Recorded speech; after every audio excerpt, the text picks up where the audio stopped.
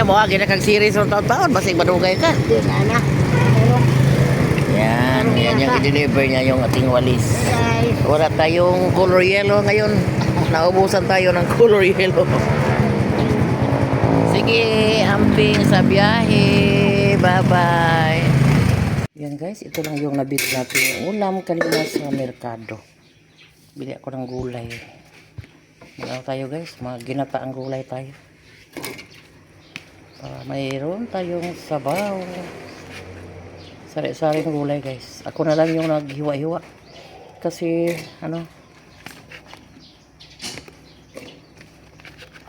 hindi ko guys, ganahan yung mga sari-sari daan. Yung mga hiniwa daan guys pa. Ayaw ko. Ako lang yung maghiwa kasi yung iba kapag magbili kayo ng sari-saring gulay doon sa merkado, yung mga bulok, yung ibang gulay na bulok yung gawin nilang sari-sari. So kapag magulay ako ng klaseng gulay ay magbili ako ng kahit tig isang slice lang na mga gulay. Gaya ng kalabasa, nabili ako ng half kilos yung upo at saka yung talong. Bili ako ng 2 piraso.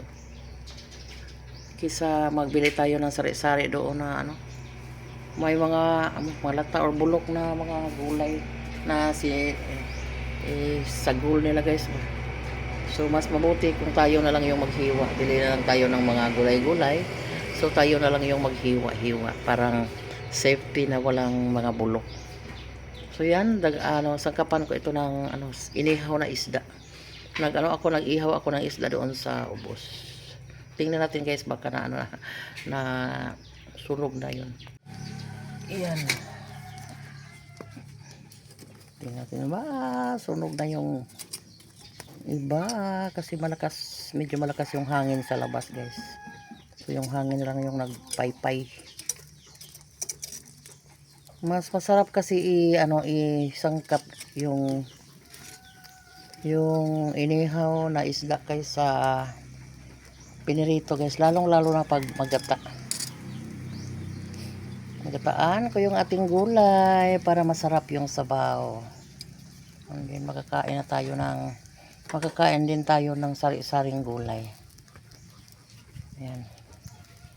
Dito din ako nagsaing ng kanin kasi masarap din yung kanin sa kahoy. Kahoy kasi walang ngayon. Walang ulan, maliwanag na maliwanag yung araw.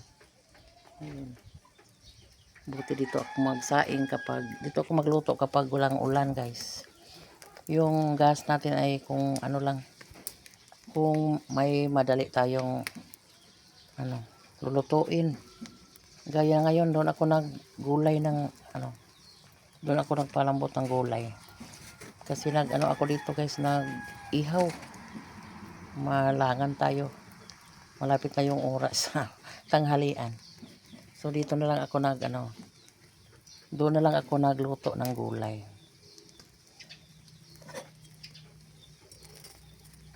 Ito yung ating isubak or sangkap. Humot, mabango yun ilagay sa ginataang gulay kapag inihaw na isda. Kuha lang ako ng talbos ng kamote guys. May mga bagong talbos dito guys. Buti na lang hindi kinain sa kambing kasi may kambing dito na nakawalan kahapon. At baka may nakawalan doon. Buti na lang nakita ko. Iabog na ko guys.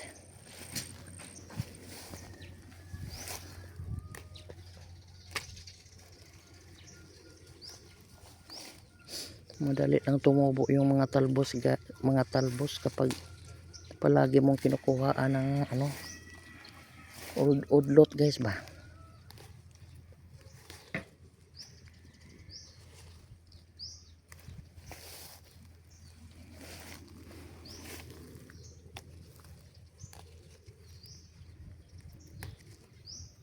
Damihan natin kasi may daming talbos dito.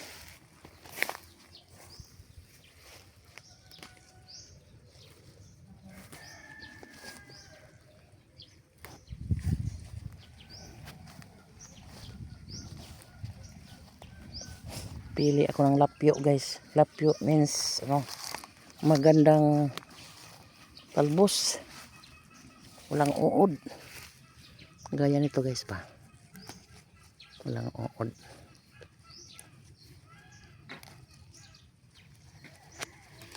Thank you Lord. Na ano, nidaghan. Parami ng parami yung ating talbos. Wala na bang ulan guys. Ilang araw na naman hindi umuulan. Ano, didiligan ko naman ito kasi malapit lang yung ating tangke dito. Didiligan ako ito ng 3 beses sa isang linggo. Ayan. Hindi pa naman ano, masyadong tuyo yung ating talbos.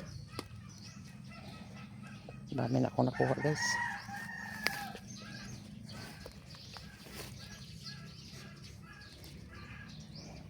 Malapit pa naman doon sa ating bahay guys. Nandito lang sa ano, gilid yung mga talbosan natin.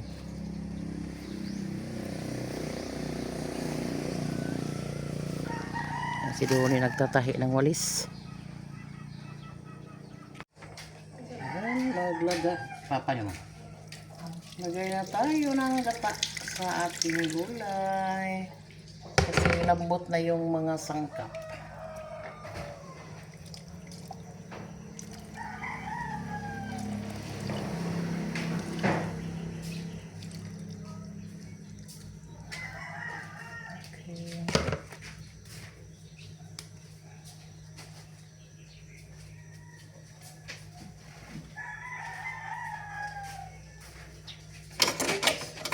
Tapos ka na ilagay yung ating talbos guys.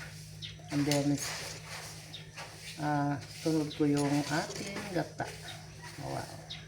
Lambot na guys. Isang ano na lang. Isang kulo na lang guys. Luto na to. At kain na tayo ng tanghalian. Kasi may tao kaming ano, pinatrabaho guys. Tulong ni Donay sa pag ano ng tambok, paglinis.